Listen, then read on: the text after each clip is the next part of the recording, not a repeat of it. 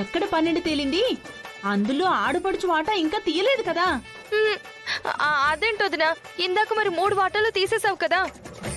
అయ్యో పార్వతి, తమ్ముడే పేకాటే కదా. ఇది ఇల్లరికం వాటా, అది ఆడపడుచుల వాటా. పైగా పొలం పనులన్నీ పాపం మా ఆయనే చూసుకుంటున్నారు కాబట్టి ఆ 12లో న్యాయంగా మా ఆయనకి 4 ఎకరాలు రావాలి కదా. ఆడపడుచు వాటాగా నాకు 4 ఎకరాలు వస్తాయి. ఇక మిగిలిన 4 ఎకరాలు మీరు తీసేసుకోండి. 4?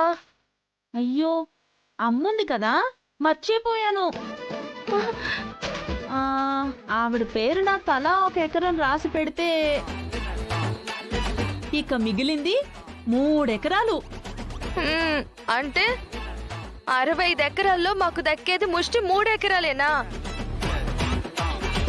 పైగా ఇంట్లో కూడా ఏదో మారుమూల చూపించావు. ఇది అన్యాయం వదినా, అన్యాయం.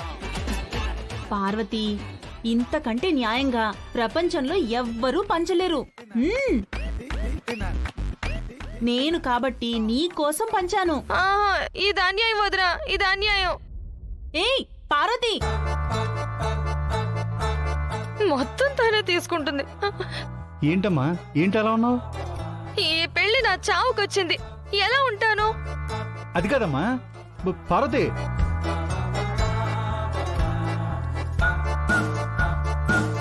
ఈ పెళ్లి జరిగితే మా నోట్లో మట్టే. ఏవండి ఏవండి ఏవండి, ఈ పెళ్లి జరగకూడదండి. ఎలాగైనా సరే ఈ పెళ్లి చెడగొట్టేయండి. అది కాదండి. నోర్మై, చంపేస్తాను నోరెత్తావంటే. ఈ విషయం మా అన్నకి తెలిస్తే నిలువున చీరేస్తాడు. అయ్యో,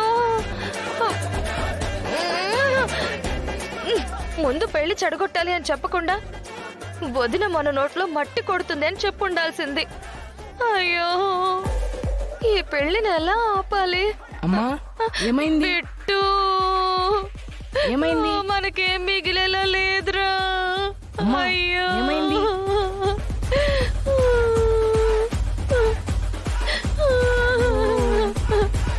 సర్లే ఊరుకో ఊరుకో ఊరుకో.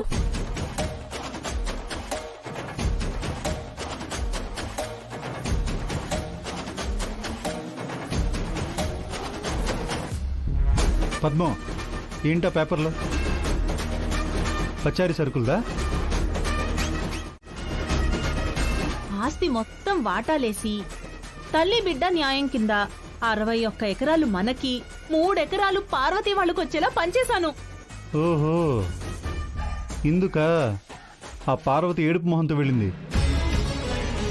అయినా అవతల ఇష్టం లేని పెళ్లి చేసుకున్నందుకు బాధపడుతుంటే నువ్వేంటి ఇక్కడ వాటాలిస్తూ కూర్చున్నావు? ఒసే, ఒకసారి ఇలాగే ఆస్తులపై ఆశపడి బంగారంపై మోజుపడి ఆ చారుని కోడలుగా చేసుకుని అనుభవించావు. మన సీనుగడి జీవితాన్ని ఆగం చేశావు. అయినా బుద్ధి రాలేదు నీకు? బుద్ధి వచ్చింది కాబట్టేనండి బయట సంబంధాల జోలికి వెళ్లకుండా రామలక్ష్మిని కోడల్ని చేసుకుంటున్నాను. ఇంకే గొడవ ఉండదు. పైగా ఆస్తికి ఆస్తి వస్తుంది. చిచి, ఎంతసేపు ఆస్తి గురించి నీ ఆశ గురించేనా? కొడుకు గురించి, వాడి మనసు గురించి ఆలోచించవా? ఏమే, ఈ పెళ్లి జరిగితే వాడు ఆనందంగా ఉండలేడే. చూడు, ఈ పెళ్లి జరగడానికి వీల్లేదు. ఎలాగైనా సరే నేను నా కొడుకు కోసం ఈ పెళ్లి ఆపేస్తాను. ఎలా ఆపుతారో నేను చూస్తాను. ఈ పెళ్లి జరగదు. నేను జరగనిస్తాను. జరగదు. జరగనిస్తాను. చూద్దామా? చూద్దాం. చూద్దామే.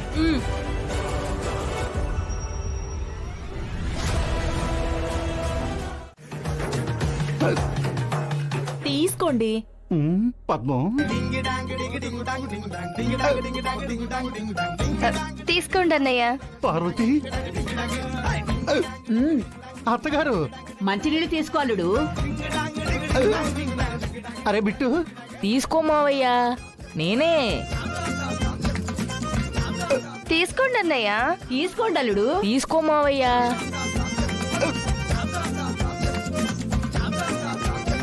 ఏంటి అత్తయ్య గారు మీరు కూడా మంచినీళ్ళు తెచ్చారా?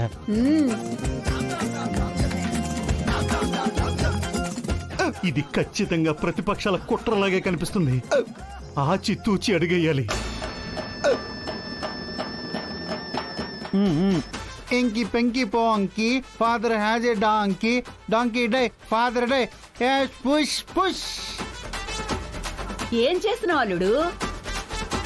నీళ్లు తాకుండా ఈ పిల్లలాట్లేంటి?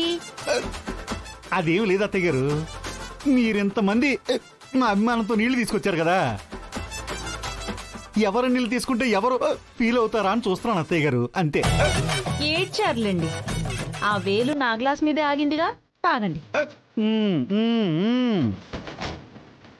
ఎక్కిలతో చావనైనా చస్తాను గాని నీ గ్లాసులో నీళ్ళు మాత్రం అస్సలు తాగను.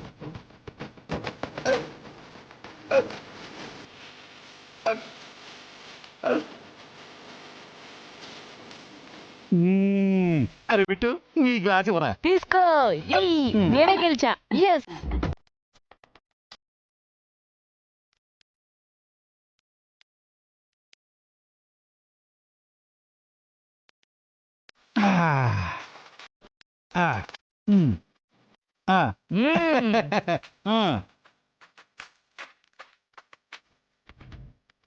ఏంటి పద్మం, నీ గ్లాసులో నీళ్ళు తాగలేదని ఫీల్ అవుతున్నావా?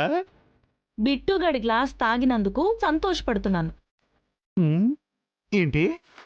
వాడి గ్లాసులో అంతకు ముందే మందు కలిపేసి స్మెల్ రాకుండా నిమ్మకాయ బద్ద పిండేశాను.